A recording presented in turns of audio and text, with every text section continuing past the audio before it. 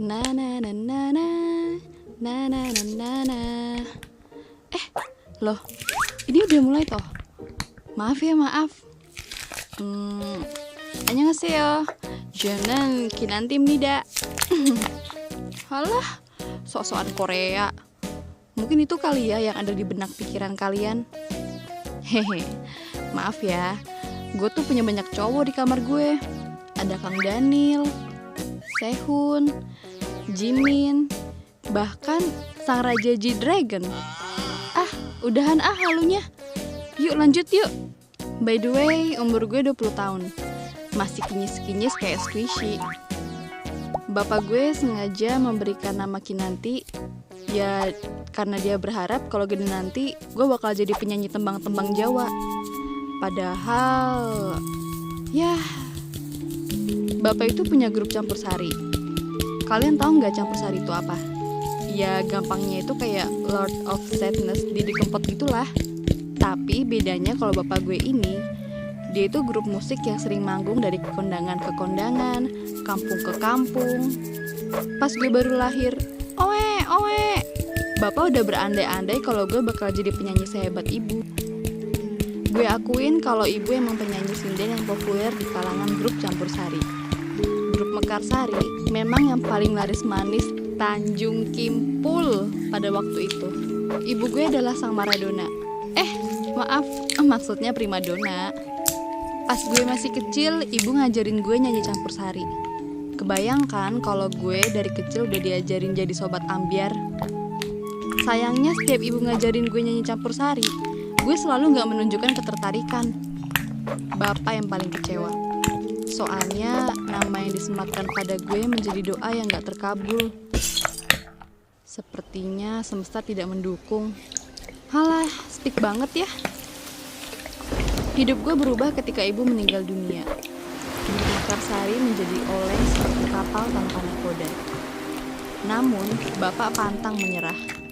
Bapak berhasil menemukan pengganti ibu. Tapi bukan istri baru ya. Tapi penyanyi baru. Namanya Tante Marsi. Suaranya seperti ibu gue meski sedikit serak. Ya mudah-mudahan bapak gak ada affair sama dia. Tante Marsi mempunyai anak seumuran gue namanya Yongki, yang kemudian menjadi teman akrab gue. Kalau gue lagi latihan nyanyi sama Tante Marsi, Yongki suka nimbrung main organ tunggal dengan Om Eko, salah satu personel Mekarsari. Tapi itu membuat gue gak leluasa menyanyikan lagu-lagu kesukaan gue. Sedangkan bapak pengennya gue nyanyi lagu campur sari gitu. Ya bukannya gue gak suka dengan tembang campur sari sih, tapi gue ngerasa kalau jenis suara gue tuh gak cocok. Ya durhaka dikit boleh lah pak. Kalau kalian bertanya kapan gue suka lagu Korea, sebenarnya pas gue masih SMA gue udah coba dengerin lagu-lagu boyband Korea. Cowok-cowoknya tuh bening-bening licin gimana gitu, rasanya pengen meluk. Sejak saat itu Yongki dan gue diem-diem latihan bawain lagu-lagu Korea. Kami berdua bahkan membuat cover lagu-lagu Korea dan menguploadnya di SoundCloud atau sekedar YouTube buat iseng-isengan. Jujur, gue gak nyangka cover lagu Korea kami mendapat sambutan baik dari teman-teman. Banyak yang reply via DM IG atau bahkan bertemu secara langsung. Hehe, jadi mayu gue tuh. Untungnya bapak gue bukan orang yang update. Dia gak tahu Instagram, YouTube, ataupun SoundCloud. Jadi gue bisa mengekspresikan diri gue secara bebas. Ya asal sopan. Namun rahasia gue akhirnya ketahuan pas gue disuruh nyanyi di kawinan tetangga. Dan sialnya di situ juga ada bapak yang datang sebagai tamu. Anjir, panik dong keringat dingin. Rasanya campur aduk. Tapi semua tamu undangan maksa gue buat nyanyi lagu Korea yang emang lagi booming. Duh gusti, modar gue tuh. So, gue gak segera mengiyakan request mereka. Soalnya ada bapak gue di situ. Coba ada tukang oplos keliling, pasti bapak gak ngenalin. Tapi mereka maksa terus sampai akhirnya Yongki segera mengambil alih organ tunggal dari tangan Om Eko. Ya mau gak mau, gue harus berani menyanyikan lagu ikon Love Scenario. Please Bobby Opa, give me a hug. Pesta pernikahan itu malah jadi mirip konser. Bahkan pengantinnya berada paling depan sendiri sambil jingkrak-jingkrak. Untung aja gak ada yang mosing. Tapi pas gue mau pulang ke rumah, gue ngeliat mukanya bapak ditekuk.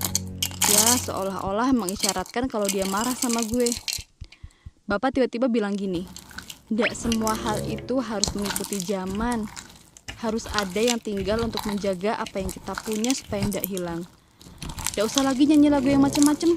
Yongki selalu nganggap kalau bapak gue itu orangnya kolot, kayak dendeng kemarin sore yang diangetin lagi. Setelah kejadian itu, gue jarang cover lagu lagi. Apalagi gue juga udah sibuk kuliah. Hingga suatu hari Yongki memperlihatkan sebuah postingan pencarian bakat yang cukup terkenal. "Kinan, ikutan Gi. Kayaknya ini jalan hidup lu deh." Refleks gue nimpalin. "Ntar kalau sampai bapak tahu gimana?" Yongki tetap kekeh meyakinkan gue. "Tapi kan lu punya bakat. Ayolah, dicoba dulu aja. Yang penting lu jadi diri sendiri." Setelah seminggu lamanya gue memikirkan tawaran Yongki, akhirnya gue menyetujuinya. Toh ini cuma coba-coba doang. Ya menang syukur, gak menang ya aku rak popo. Pas hari H, Yongki nemenin gue ke Jogja buat ikut audisi. Menurut gue, itulah masa-masa paling mendebarkan dalam hidup gue. Selama ini gue cuma anak penggila K-pop yang berpura-pura menurut dengan kemauan bapak. Pilih dasar gue. Tapi anehnya pas ngeliat wajah-wajah peserta lain, kecemasan gue sirna. Gue melihat banyak mimpi di wajah mereka. Dan tentunya di wajah gue juga. Bernyanyi lagu yang gue mau. Bukankah ini mimpi gue? Tibalah giliran gue masuk ke ruang panas itu. FYI ya, di audisi kayak gini tuh sebelum kalian ketemu judges yang kayak di TV-TV itu, kalian harus melewati audisi dengan beberapa judges di belakang panggung. Jadi kalau kalian gagal, ya kesempatan muncul sepersekian detik di TV itu hilang. Kecuali kalau lu orangnya unik atau lucu. Nah, mayan tuh buat bahan hiburan alias bulian. Di situ ada 2 orang judges yang asing dan pastinya bukan yang gue kenal. Gue gugup banget sampai kesandung karpet. Untungnya gue gak jatuh. Dalam hati gue ngedumel. Dasar karpet kupret. Slow aja deh, nggak usah nervous, kata salah satu judges. Terus judges yang satunya lagi nimpalin, "Yuk cepetan, kasihan yang lain di luar ngantri. Lu mau nyanyi lagu apaan?" Bang Bang Bang by Big Bang, tapi pakai aransemen sendiri. Judge cewek yang judes itu nyeletuk, "Wah, K-popper lagi nih. Yaudah, silakan dimulai." Ketika mereka nyuruh untuk mulai, gue yang biasanya pede nyanyi di depan umum, seketika grogi di depan para judges. Gue pun memulainya. Suara gue sedikit goyang di awal, namun gue bisa mengatasinya saat mulai menangkap emosi di lagunya. Gue kerahkan semua isi hati dan impian gue, dan semuanya mengalir begitu aja. Saat gue selesai bernyanyi, gue sadar ruangan itu menjadi sangat sunyi. Please deh, gak ada yang tahu lagu ini. Hello. Apa jangan-jangan mereka menyukai suara gue? Judge cowok ngomen kayak gini, "Kalau belum matang kayak gini sih, gue belum. Seorang penyanyi harus bisa mengatasi kegugupannya. Dan lu kayaknya gagal deh." Jelek, rasanya berasa ditonjok Saitama. Belum selesai dengan komentar pedes ini, judge yang cewek ikutan berkomentar. Betul. Gue sih setuju, gue juga belum. Kamu jelas harus baik berlatih. 2 judges bilang gue gak lolos. Gue keluar dari ruangan itu dan menemukan wajah Yongki yang berharap cemas. Gue menggelengkan kepala dan Yongki langsung paham. Yongki akhirnya nanya, "Gimana hasilnya?" Semuanya udah gue jelasin ke Yongki. Dan setelah audisi, dia nraktir semangkuk bakso yang lezat. Mulai saat itu gue bertekad untuk lebih giat berlatih lagi. Dan akhirnya bapak mulai terbuka dengan jalan pilihan gue. Lega rasanya. Gue gagal, tapi gue masih bisa bahagia. Gue rasa gak ada yang namanya kegagalan jika lu gak mau menyerah untuk mencoba lagi. Pada waktunya, kegagalan akan menjadi lelah dan membiarkan kesuksesan itu menghampiri kita. Lu setuju kan sama gue?